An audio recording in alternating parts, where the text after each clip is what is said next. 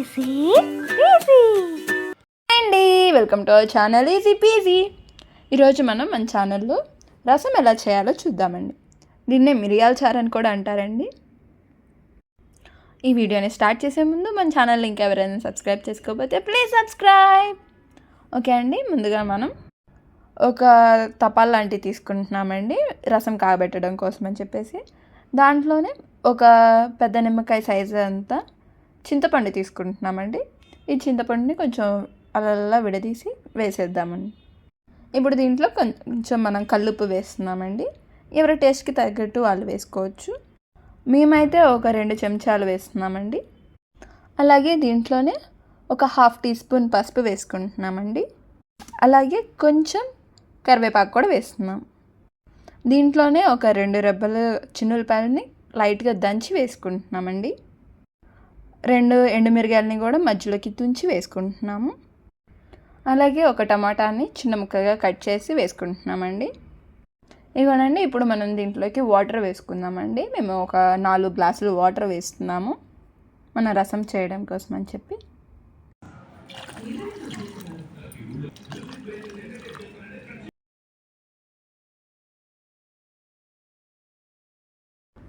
ఇంకా మనం దీన్ని కొంచెంసేపు పొయ్యి మీద పెట్టేసుకుందామండి.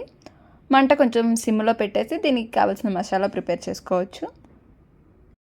ఇవ్వనండి, ఇప్పుడు మనం ఈ మసాలాకి కావాల్సిన దానికోసం అని చెప్పేసి ఒక 2 చెంచాలు ధనియాలు తీసుకుంటున్నాము. అలాగే కొంచెం జీలకర్ర వేస్తున్నామండి. ఒక 1/2 టీ స్పూన్ అలా తీసుకుంటున్నాము. అలాగే కొంచెం మిరియాలు తీసుకుంటున్నామండి.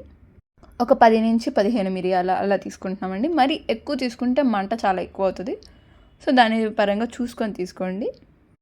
అలాగే దీంట్లో ఒక టీ స్పూన్ కందిపప్పు కూడా వేస్తున్నామండి. ఇప్పుడు ఇవి మరీ మెత్తగా కాకుండా కొంచెం పొలుకులుగా ఉండేటట్టు మిక్సీకి వేసుకుందాం. ఇగోనండి, మనం వేసుకున్న మసాలా చూసారు కదా, కొంచెం పొలుకులుగా ఉంది, అలా వేసుకోవాలి. ఇప్పుడు ఇదే మసాలాలోకి మనం కొంచెం అల్లం వేస్తున్నామండి. అలాగే కొంచెం చిన్నులపాయలు, అలాగే కొంచెం ఉల్లిపాయలు. ఇప్పుడు వీటిని కూడా కొంచెం కచ్చాపచ్చాగా మిక్సీకి పట్టుకుందామండి. ఇగోనండి, చూసారు కదా, ఈ విధంగా మనం మిక్సీకి పట్టుకున్నాం. దీంట్లో మనం ఎటువంటి వాటర్ అయితే వేయలేదండి. ఇలానే కొంచెం ఈ ఐటమ్స్ని కొంచెం కచ్చాపచ్చాగా వేసుకున్నాము. ఇగోనండి, ఇప్పుడు ఇంకా మన ఈ మసాలాని మన రసంలో వేసుకోవచ్చండి. ఇలా రసం కొంచెం పొంగొస్తూ ఉంటుంది కదా, ఆ టైంలో ఇంకా మనం దీంట్లోకి ఈ మసాలా వేసుకోవచ్చు.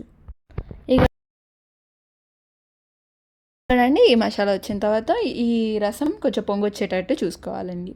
కానీ ఈ పొంగిపోయి కింద పడిపోయేటట్టు మాత్రం చూసుకోకూడదండి. ఎందుకంటే ఈ పొంగులోనే టేస్ట్ కూడా ఎక్కువ ఉంటుంది కాబట్టి అది పడిపోకుండా మనం చూసుకుంటూ కలిదిప్పుకుంటూ ఉండాలి.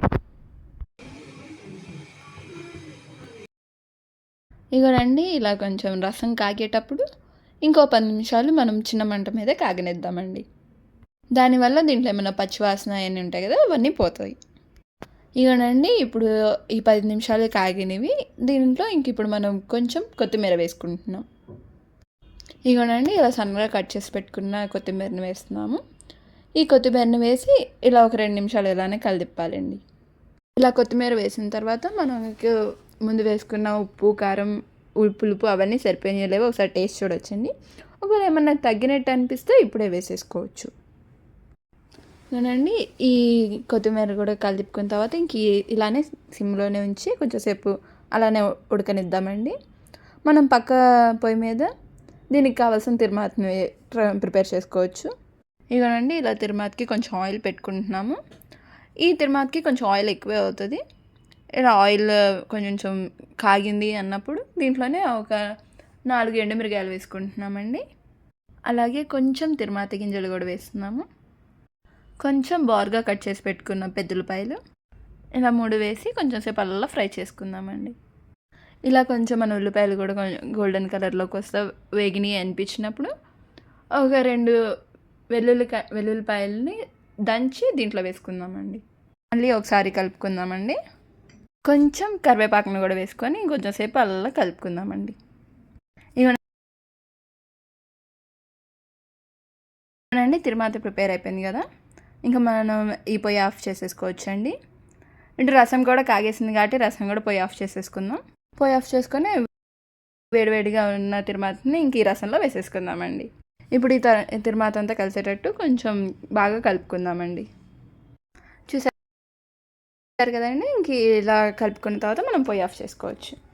అంతే అండి, ఎంతో టేస్టీగా అందులోనూ చాలా హెల్దీ అయిన రసం మనకి రెడీ. దీన్ని చూసి ట్రై చేసి మీకు ఎలా వచ్చిందో మా కామెంట్స్లో తెలపండి. దట్స్ ఇట్ ఫర్ టుడే అండి. Support our channel easy PG.